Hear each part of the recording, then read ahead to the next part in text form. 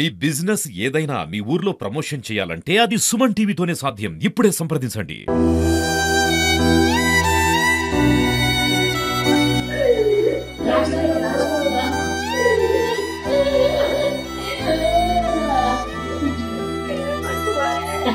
పల్లిగొండ మండల్ వర్కట్పల్లి గ్రామంలో విషాద ఛాయలు అలుముకున్నాయి. ఈ వర్కట్పల్లి గ్రామానికి చెందినటువంటి శ్రీశైలం సరిత దంపతులకు ఒకే ఒక్క కుమారుడు. ఈ కుమారుడు బతుకు తెరువు కోసం ఆఫ్రికా ఖండానికి వెళ్ళాడు. ఆఫ్రికా ఖండంలో గినియా దేశంలో అతను రోడ్డు ప్రమాదంలో మృతి చెందడం జరిగింది. ఆ వార్త వింటే చలించి వేస్తుంది, బాధ కలుగుతుంది. ఆ తల్లిదండ్రులు రోధిస్తూనే ఉన్నారు. గంధమల్ల భరత్ ఒక యువకుడు దసరాకు వచ్చి పెళ్లి చేసుకున్నామనే సమయంలో నిజంగా యాక్సిడెంట్ లో చనిపోవడం అయితే చాలా బాధ కలుగుతుంది. అక్కడ ఉన్నటువంటి ప్రదేశంలో పనిచేస్తున్నటువంటి సందర్భంలో ఆ పని చేసే ప్రాంతానికి వెళ్లే సమయంలో ఒక టాక్సీ కారులో అక్కడ వెళ్తున్నటువంటి సందర్భంలో టైర్ బ్లాస్ట్ అయిపోయి ప్రమాదం జరిగింది. ఆ ప్రమాదంలో మొత్తము 5 చనిపోయారు.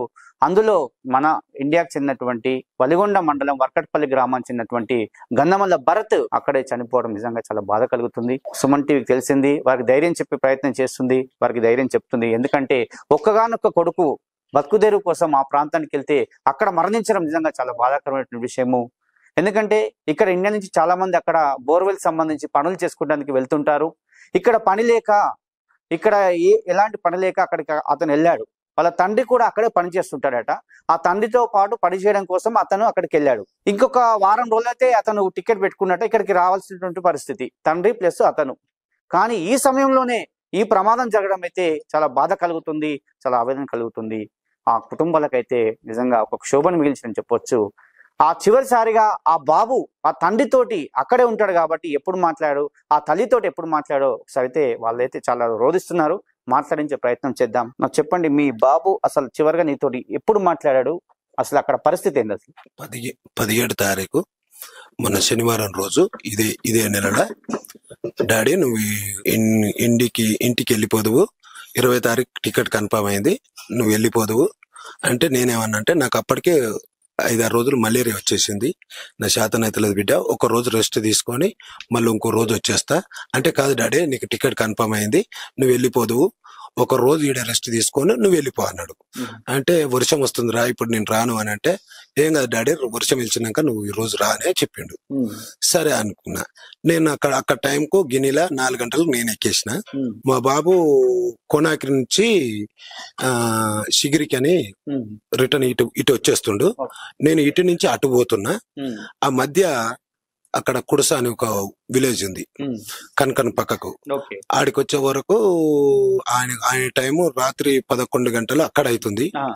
ఈ ఇండియా టైం అంటే ఆల్మోస్ట్ 6:30 అవుతుంది, ఎర్లీ మార్నింగ్. ఆ టైంలో నాకు వేరే వాళ్ళు ఫోన్ చేసిర్రు.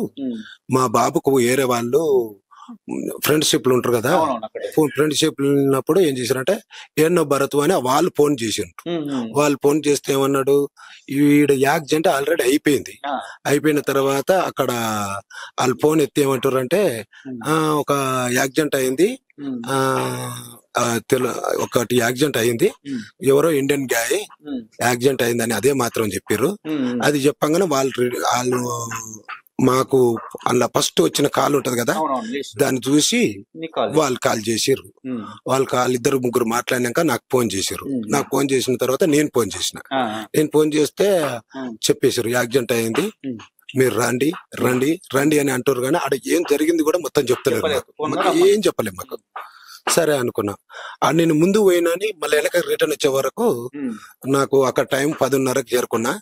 ఇండియా టైం ఆల్మోస్ట్ 4:30-5 అవుతుంది. యాక్సిడెంట్ జరిగిన ప్రాంతానికి పోయినావా? చూసుకుంటే వెళ్ళి వచ్చిన. ఆడ లేడు కానీ హాస్పిటల్ వేస్తే నేను పోయి చూసే వరకు వాళ్ళు చూడనిస్తలేరు, దగ్గర రానిస్తలేరు. నేను ఏడుచుకుంటూ ఉన్నా, నాకు ఎవరు లేరు అప్పుడు, నేను ఒక్కడినే ఉన్నా. అని చెల్లెళ్ళి నువ్వు ఏడవనంటే చూపిస్తానన్నారు. పోయి చూసే వరకు ఆడ చనిపోయిన వాళ్ళు 5 చనిపోయారంట. నేను చూసింది 4. ఇట్లా మా బాప ఒక్కడు ఉండు, లోకల్ వాళ్ళు 3, ఒక లేడీస్ చనిపోయిందంటే ఆమెను తీసుకొని పోయారు వాళ్ళు. అది లోపల గంతే సార్, నాకే తెలియదు. అంటే ఇక్కడ ప్రమాదం జరిగినప్పుడు కానీ అంటే అక్కడ బాబుకు అంటే గాయాలు ఏమైనా అయినాయా? ఎట్లా గాయాలు అయినాయి, మొత్తం బాగా అయినాయా? ఫుల్ అయిపోయినాయి, ఏం లేదు మొత్తం. కార్ అయినది అక్కడ ఎడమ చెయ్యి ఇరిపోయింది, కుడి కాలు ఇరిపోయింది, రైట్ హ్యాండ్ మొత్తం ఇరిపోయింది. ఫస్ట్ తాకడమే ఇక్కడ దాకింది, తలకు దాకింది. అయితే మా బాబు ఏం చేసిండంటే ఆ సీట్ల కూర్చున్నాడు ఫ్రంట్. అయితే అక్కడ లోకల్ వాళ్ళు ఒక సీట్ ని ఇద్దరు యూజ్ చేసుకుంటారు. అంటే రెండు టికెట్లకు లెక్క అన్నట్టు. మేమేం చేస్తామంటే మన ఇండియాలో కదా, వాళ్ళకి మనకి ఇబ్బంది అవుతుందని ఆ 2 టికెట్ల డబ్బులు పెట్టే ఒక సీట్ కొనుక్కుంటాం, చేస్తాం. మన సేఫ్టీ కోసం అది వెళ్ళి వస్తున్నప్పుడు ఏమో ఆ రోజు శుక్రవారం ఉంది. ఆ రోజు వర్షం ఫుల్ పడుతుంది. నాకు తెలిసినంత వరకు వైఫర్ పనిచేయకుండా ఉండాలి, లేకపోతే ఏముంటదంటే టైర్ బ్లాస్ట్ అయినా కావాలి. ఆ స్పీడ్ బాగా పోతాయి బండ్లు, ఆ స్పీడ్ పోతాయి. ఆ స్పీడ్ లో సడన్ బ్రేక్ పెట్టినట్టుండు, బండి ఫుల్ డామ్ అయిపోయింది. 2-3 పెద్దదే అట్లా అయింది. ఇక అదే అయింది. అదే 17 తారీఖు నాడే మాట్లాడాడు. ఉంటాం, మాకు కంపెనీ ఉంది, అలా మీ ఇద్దరం పని చేస్తాము. సాలరీ మాకు సాలరీ. మా బాబు సూపర్వైజర్ చేస్తాడు, నేను డ్రిల్లర్ కమ్ డ్రైవర్ చేస్తా. మాకు సాలరీలు ఇస్తారు. వెళ్ళిండు, ఒక రోజు వచ్చి రెస్ట్ తీసుకుందుకు తీయని అన్నాడు. నేను అది కథ. అమ్మ నీతో ఎప్పుడు మాట్లాడమ్మా? చివరిగా ఒక్కసారి చెప్పమ్మా, నీతో ఎప్పుడు మాట్లాడి మీ బాబు? శనివారం నైట్ 10 గంటలకు మాట్లాడండి సార్. నీకు శనివారం నైట్ చేసిండా? చేసిండు. ఏమన్నాడమ్మా? నేను అమ్మ ట్యాక్సీ ఎక్కుతున్నాను అన్నాడు. కార్ ఎక్కేటప్పుడు కూడా చేసిండు? కార్ ఎక్కేటప్పుడే చేసిండు నాకు. అంటే ఎందుకు నాన్న డాడీ పంపించినాక పోతాంటిగా, మరి ఎందుకు ఏమొద్దు ఎక్క కానీ నేను అన్నా. లేదు మమ్మీ నాకు అర్జెంట్ ఫోన్ వచ్చింది, నేను ట్యాక్సీ ఎక్కుతున్నా, నేను తర్వాత చేస్తా మమ్మీ. సరే నువ్వేం టెన్షన్ పడక అన్నాడు. పెట్టేసి కంటే ఏం మాట్లాడలేదు. ఒక్కడే బాబమ్మ? 2 బిడ్డలు, ఒక కొడుకు. ఎప్పుడు వస్తాను చెప్పినమ్మ? 7 నెలలు వచ్చేదండి, ఆయన వచ్చినాక ఈయన వస్తా అన్నాడు. ఇద్దరం ఒకసారి అంటే పంపించారుగా మమ్మీ అని అట్లా అన్నాడు. ఒకటే కంపెనీ చేస్తారు కాబట్టి ఒకసారి 1 నెల తేడాతోటి వస్తామని అన్నారు. చివరిసారి ఏం చెప్పిండమ్మా నీకు శనివారం? నాకు అంతే చెప్పిండు సార్. ఏం చెప్పలే, నీ ట్యాక్సీ ఎక్కుతున్నా మమ్మీ, నువ్వు ఊరికి ఫోన్ చేయలే అంటావు కదా, అందుకే పోతున్నా. అంటే నేనుండి వద్దు నాన్న నువ్వేం ఎక్కకు, డాడీని రమ్మన్నావు కానీ కాడికి వస్తున్నా, డాడీ వచ్చినాక డాడీతో మాట్లాడి డాడీని ఎక్కించినాక పోదు తీ అంటే, లేదు మమ్మీ నాకు ఫోన్లు వస్తున్నాయి, నన్ను కంపెనీ కాడికి పోతే అంటారు కదా, నీ తర్వాత డాడీతో మాట్లాడతా గాని నేనైతే వెళ్తున్నా అని అన్నాడు. వద్దు నాన్న ఉండు అని నేను అన్నా. అంటే ఏమొద్దు మమ్మీ నీ తర్వాత ఫోన్ చేస్తావు, మళ్ళీ నాకు ఫోన్లు వస్తున్నాయి అన్నాడు. దబ్బుకుని పెట్టేసి నా ఫోన్ అంతే చేసి. నాకు ఆదివారం 2 గంటలకు తెలిసింది సార్, మధ్యాహ్నం. ఏమన్నారంటే దెబ్బలు దాకినాయి అన్నారు సార్. దెబ్బలు దాకినాయి అంటే సరే కాళ్ళు ఇరిగినాయో రెక్కలు ఇరిగినాయో, నా కొడుకు అయితే మంచిగా ఉన్నట్టుందని నేను అంతే. దెబ్బలే దాకినాయి అనుకో, నేను చచ్చిపోయినా దెబ్బలే. తర్వాత చెప్పేది చచ్చిపోయింది.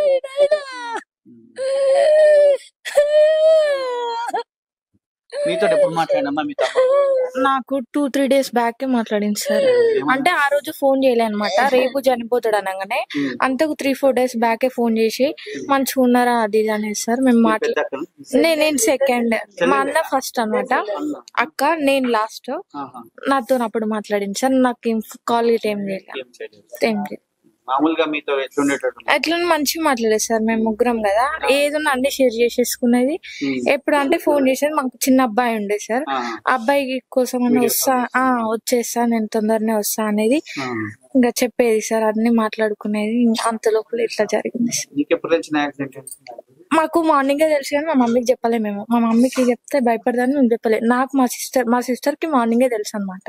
మా సిస్టర్ తెలిసి కానీ చెప్పలేదు అనమాట, ఎందుకంటే మా మమ్మీ భయపడుతుందని చెప్పలేదు సార్.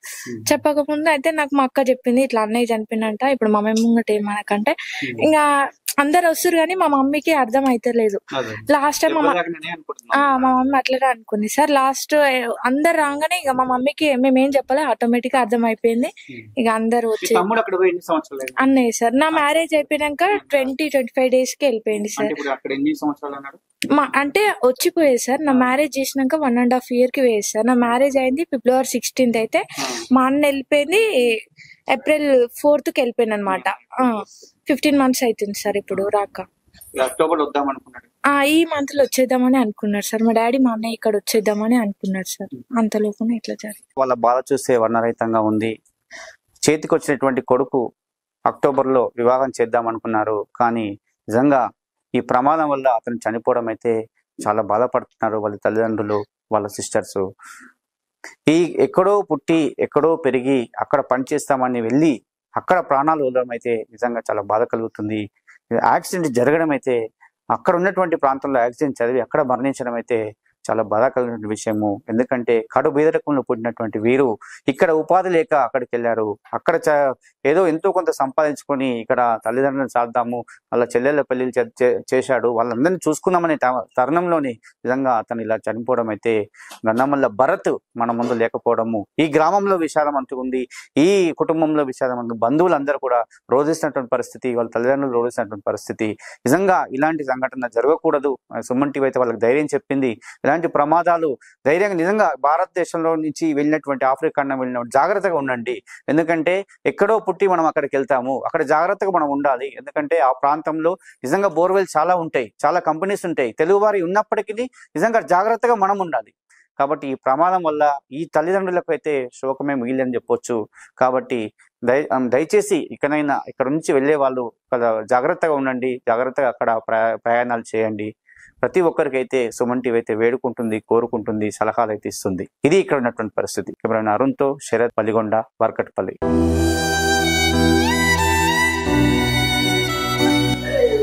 లాస్ట్